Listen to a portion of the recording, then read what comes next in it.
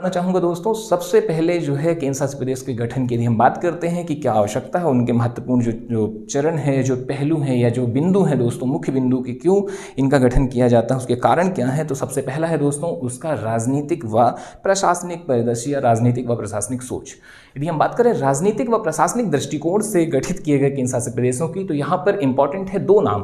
पहला आपको मिलेगा दोस्तों दिल्ली का जो गठन है या दिल्ली को जो केंद्र शासित प्रदेश का दर्जा दिया गया है, दिल्ली, और दूसरा चंडीगढ़। ठीक है, हम जानते हैं, भली भांति हम इस बात से परिचित हैं कि चंडीगढ़ ना केवल खुद एक केंद्र शासित प्रदेश है या खुद की एक राजधानी है, बल्कि दो राज्यों की भी राजधानी है। किसकी दोस्तों, ये आप कमेंट में बताइए। ठीक है, या आप इसका आंसर जान ही लीजिए, पंजाब और हरियाणा। ठीक है, आप पाएंगे पंजाब और हरियाणा के मध्य ही इस ब्लॉक में चंडीगढ़ ये है, और उसके ही दक्षिण में दोस्तों आप पाएंगे कि कौन है, दिल्ली है।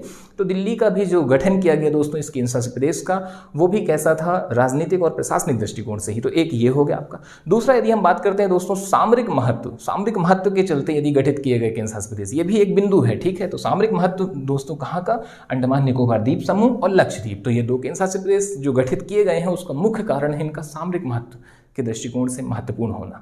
फिर इसके बाद दोस्तों हम देखते हैं कि और अन्य यदि हम बिंदु को देखते हैं दोस्तों यहाँ पर, तो कुछ ऐसे क्षेत्र हैं जहाँ पर क्या है, पिछड़े और अनुसूचित लोगों की देखभाल हेतु या उनकी जो संस्कृति है, उनकी जो सांस्कृतिक बनावट है, उनकी जो स्ट्रक्चर है, उसे बरकरार रखने हेतु भी उनका गठन किया गया है। जैसे एग्जाम्पल की यदि हम बात करते हैं दोस्तों पुडुचेरी। ठीक है, या हम एक बात को समझते हैं यहाँ पर इंपॉर्टेंट कि दोस्तों जब भारत आज़ाद हो गया 1947 में जब भारत को आज़ादी प्राप्त हुई, उस समय पर दोस्तों हमने देखा कि अंग्रेज तो चले गए, लेकिन हमारे यहाँ पर फ्रांसीसी भी थे, डच भी थे, पुर्तगाली भी थे दोस्तों। तो ये लोग नहीं गए हुए थे। ठीक है, इन्होंने धीरे धीरे वो बस्तियां खाली करी, वो छोटे छोटे क्षेत्र। फॉर एग्जांपल के लिए पुडुचेरी है, पुडुचेरी दोस्तों अलग अलग जगहों में फैला हुआ था, यानी कि दरअसल पुडुचेरी नहीं फैला हुआ था, फ्रांसीसी फैले हुए थे। ठीक है, पुर्तगाली भी अलग अलग जगहों पर फैले हुए थे दोस्तों, गोवा में भी थे, दमन में भी थे, दादर नागर हवेली में भी थे।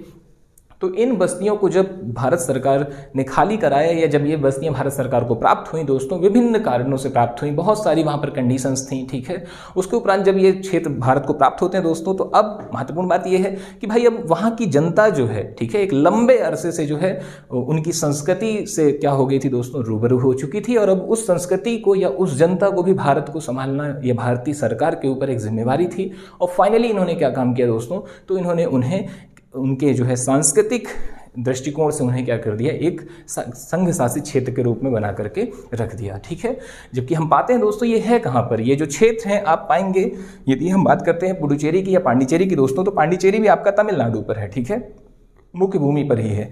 यदि हम अंडमान निकोबार द्वीप समूह को देखते हैं तो ठीक है वो अलग है, पर पांडिचेरी तो आपका मुख्य भूमि पर ही है। तो इस तरीके से दोस्तों हमने समझा कि आखिर क्या कारण होते हैं इनके गठन के। ठीक है, तो आप महत्वपूर्ण जो 4 कारण है उसे नोट कीजिएगा।